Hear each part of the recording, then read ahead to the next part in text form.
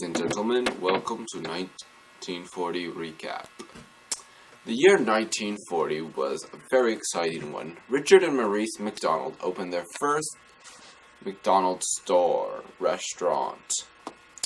FM radio was introduced to the public, and synthetic rubber was invented. Famous books include Ernest Hemingway, For Whom the Bells Toll, and Native Son by Richard Wright. The year 1941. I don't get it. How can you tell?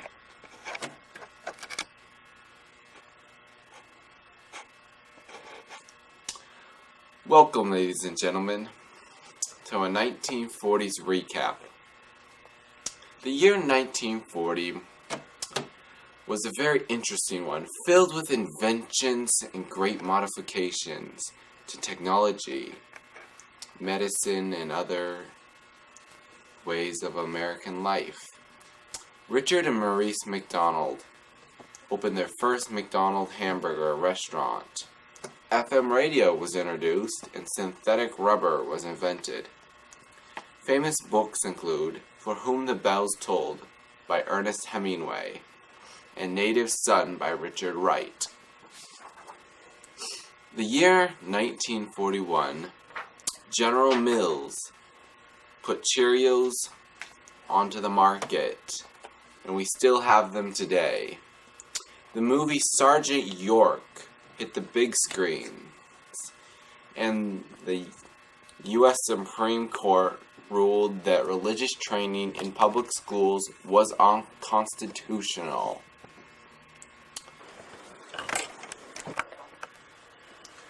Oh, it's a beautiful day in the neighborhood. A beautiful day in the neighborhood. Oh, won't you be mine? Won't you be mine? Oh, won't you be my neighbor? Hello, television neighbor. Nice to be with you again today.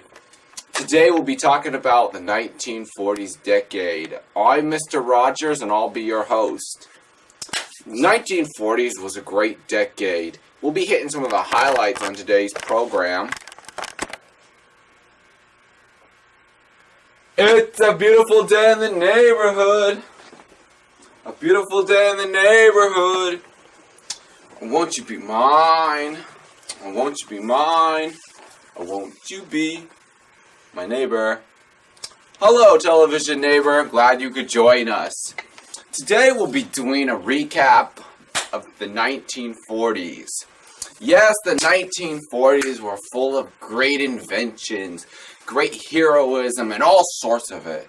Other interesting little tidbits and facts that we'll cover today. But first, we'll start out at the very beginning. In 1940, Richard and Maurice McDonald opened their first McDonald's store, or restaurant. The FM radio was invented, and soon people across the nation were listening to it, as well as synthetic rubber. Now, synthetic rubber played a very large role in World War II. Oh, who's at the door? Who's at the door?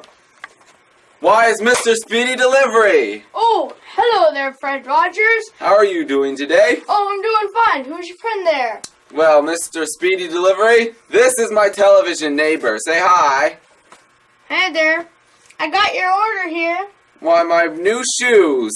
We were just talking about the advantages of synthetic rubber over natural. Oh, yes.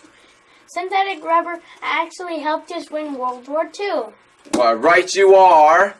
Well, Hello? can you stay for some tea? I'm afraid not. I must get on my job. Well, Alright, Speedy Delivery. see you next week. Alright, very nice, man. I think I'll try these on.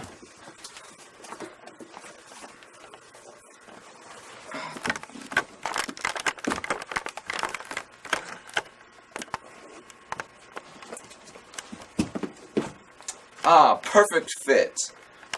Well, as I was saying,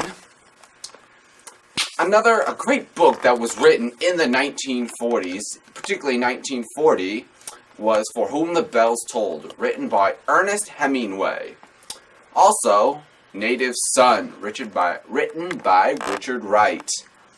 In 1941, Cheerios was put on the market by General Mills. And ever since, children across the country have been eating them. The movie Sergeant York was produced about a World War I soldier who had trouble fighting because of his religious beliefs. That same year, religious training in public schools was considered unconstitutional by the U.S. Supreme Court. In 1942, daylight savings was instituted, and ever since we've been putting our clocks backward and forward. The draft age was lowered to 18, and Kaiser Permanente became the first non-profit health organization. And instant coffee began distributed to U.S. soldiers in combat. Weapons invented in 1942 were the bazooka and surface-to-surface guided missiles. In 1943, one of America's great buildings was built, the U.S. Pentagon, as well as American Broadcasting Company was formed, also known as ABC. Oral contraceptives, early developments, mind you, were being tried out and used by people. And also practical use of penicillin was also being instituted.